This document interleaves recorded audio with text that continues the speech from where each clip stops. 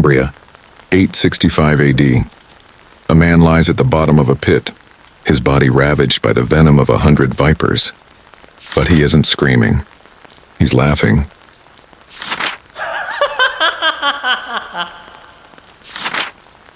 As the life fades from his eyes, he gasps out a final terrifying warning. How the little piglets would grunt if they knew how the old boar suffered. He wasn't just a dying man. He was a promise of a coming storm.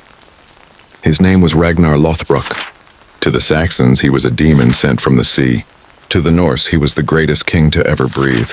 He's the face of a hit TV show, and the father of the most feared warriors. But here's the problem. If you go looking for Ragnar in the official history books of his own time, he vanishes. There are no contemporary records of a King Ragnar of Denmark. No gravesite, no signature.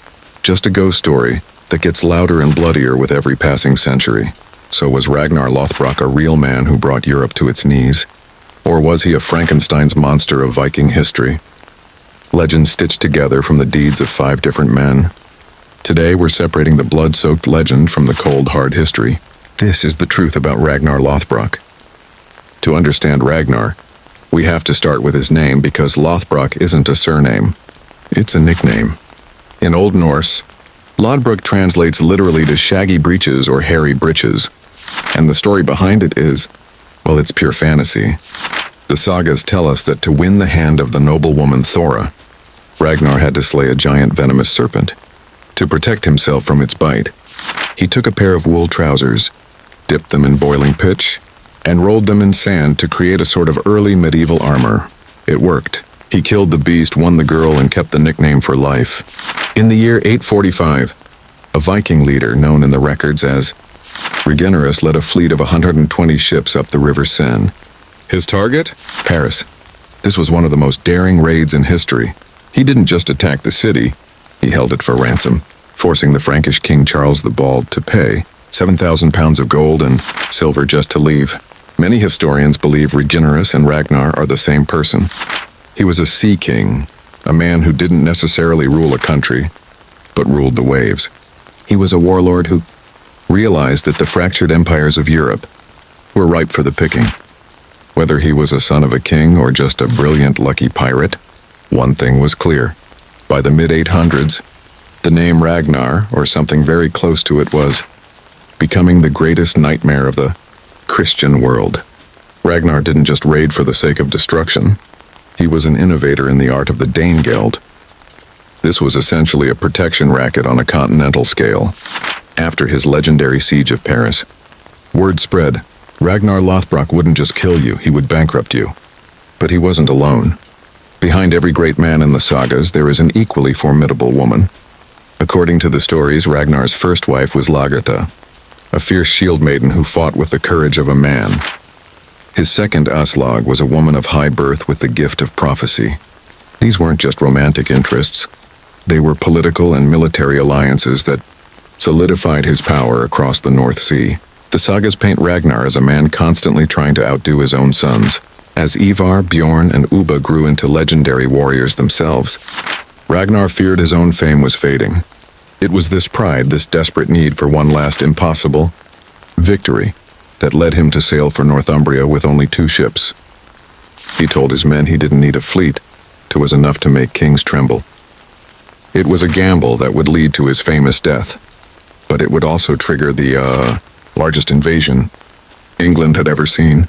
Now here is where the history gets messy. If you ask a historian, who was the real Ragnar Lothbrok? Their honest answer might be, which one? Because when we look at the timeline, the Ragnar of the sagas starts to look less like one man and more like a Frankenstein's monster of history. A single legend stitched together from the lives of several different Viking leaders. There was Ragnar, the man who raided Paris in 845. Then there was Ragnar, a Viking warlord who conquered parts of Ireland. And we can't forget King Haakon of Denmark, who spent his life wrestling for control of the Norse world. Each of these men did things that we now attribute to Ragnar. It's possible that over centuries of oral storytelling, these separate threads were woven into one super Viking to make the stories more epic. But why would the Vikings or even the Christian monks want to merge these people? For the monks, it was easier to blame one great devil for all their problems. But for the Vikings, it was about brand recognition. In the 9th century, your reputation was your most valuable asset. Having a legendary father didn't just give you a cool backstory, it gave you the right to lead an army. Think of it this way. If you were a warrior in Norway, would you follow a random guy named Ivar? Or would you follow Ivar, the son of Ragnar Lothbrok, the man who killed a dragon and sacked Paris? By creating a legendary father, the sons of Ragnar created a political dynasty that would eventually bring all of England to its knees. Whether or not the real Ragnar died this way, the legend of the snake pit is one of the most powerful moments in medieval literature. King Ella of Northumbria thought that by killing Ragnar in such an agonizing, humiliating way, he was putting an end to the Viking threat. He couldn't have been more wrong. He wasn't just killing a man, he was creating a martyr. In 865 AD, the same year, Ragnar supposedly died. The great heathen army landed on English shores. Unlike previous raids, this wasn't a hit and run. This was an invasion. Led by Ragnar's sons, Ivar the Boneless, Bjorn Ironside, and Halfdan, this massive coalition of Norse warriors had one goal: total conquest in the name of their father. The vengeance was swift and brutal. King Ella was captured and, according to legend, subjected to the blood eagle, an execution so gruesome that historians still debate if it was even physically possible. Northumbria fell. East Anglia fell. Mercia fell. Only the kingdom of Wessex, led by Alfred the Great, stood between the Vikings and the total erasure of Anglo-Saxon England. So was Ragnar Lothbrok real? The answer lies somewhere in the grey mist of the North Sea.